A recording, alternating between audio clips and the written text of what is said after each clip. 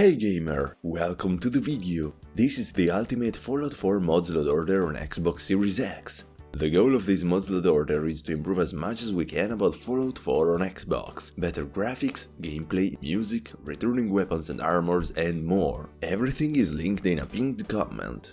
You can install most of the mods before starting a new character, but if you are indeed planning to make a new one, some need to be installed after you leave Vault 111. And when that is the case, I'll let you know, so stick with the video if you don't want to run into trouble with the mods. I got your back. And if any unforeseen problem arises, let me know in the comments so we can search a solution together. Since this collection of mods will occupy all the 2GB available for modding in Fallout 4, you should delete all the mods as I explained in the Ultimate Skyrim mods load order. Check that one out if you don't know how to delete the mods reserved space on Xbox. That explanation should be around 1 minute and 55 seconds. The link to that video is in the top right corner and in description. In total there will be 45 mods, so let's begin. Before starting off with the Xbox mods dedicated to gameplay, be sure to install at first the Unofficial Fallout 4 patch, so that you can fix many bugs and issues that Bethesda left in the game. But since it almost requires all DLCs, in case you don't have them, skip it. With this being said, the first mod we want to install is one that's really convenient. If it ever happened to you that somehow one of your companions was lost somewhere in the Wasteland, never to be found again, then Summon Companions cheat is what you need. I know I do. Next up, unique Wasteland Experience stable allows you to customize so many things about the game that you could make it play quite a lot differently from the vanilla version, and it also allows you to skip some tedious parts of the introduction, which is great if you've seen it over and over again. I also included this mod in the load order I designed to transform Fallout 4 into Half-Life 3. Check it out from the top right corner and in the description if you want. This mod is better to be installed after you leave Vault 111, as it should spawn a holotape in your inventory to manage its settings. If not, you can craft it at any chem station. After that, we have a mod that reintroduces a feature from the older Fallout games. Cyborg Cybernetic Enhancements allows you to craft many power-ups that will pimp your character as you prefer. The mod I chose to improve combat is Brutality, which has a version for who has the DLCs and one for the vanilla game. The versions are called Brutality Hardcore Rebalance XB1 All DLCs or Brutality Hardcore Rebalance XB1 Vanilla. Thanks to Brutality, the enemy AI will be enhanced, and damages will be better balanced around demo types, as well as having better tuned health to avoid spongy enemies being a thing. My sweet spot for these mods was normal difficulty. Another convenience mod is faster terminal displays, which makes all pages in terminals and the pip will load faster. After this mod we have Hashit medium version, which will make so that NPCs don't go off telling you their life story as soon as you meet them. With Companions Can Sneak, you can safely forget the days in which companions made you catch by the enemies. Just be sure to have the DLCs to pick this one up. Pairing with the previous Xbox mod, S.B.S. Simply Better Snaking will make so that lightning conditions play a bigger role in your ability to hide from the enemies, and it also makes sneaking a little easier. We are almost done with the gameplay, as we install English full dialogue interface in NewDialog English Translation port to show the exact dialogue choices for our characters on screen during conversations. The pinned comment also includes alternatives for other languages. And the last Fallout 4 gameplay mod has a feature that I think should have been in the vanilla game. Thanks to Blacksmith's Crafting Expansion version 27, you will be able to craft an item creation workbench that will allow you to craft, not modify, but craft weapons, clothes, and more.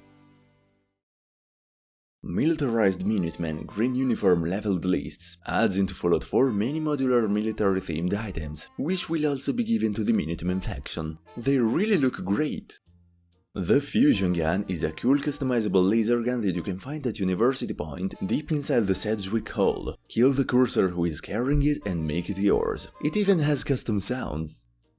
Watt's laser gun brings back the classic laser gun of the older Fallout games. I found it from a vendor and this one is highly customizable as well.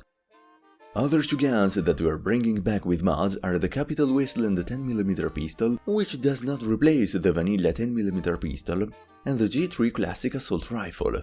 Both weapons are customizable. The Enclave XO2 Power Armor is inspired by Fallout 3's Enclave Power Armor. If you want to find it, go inside the cave in the glowing sea. The one up top in the center, not the one below in the map.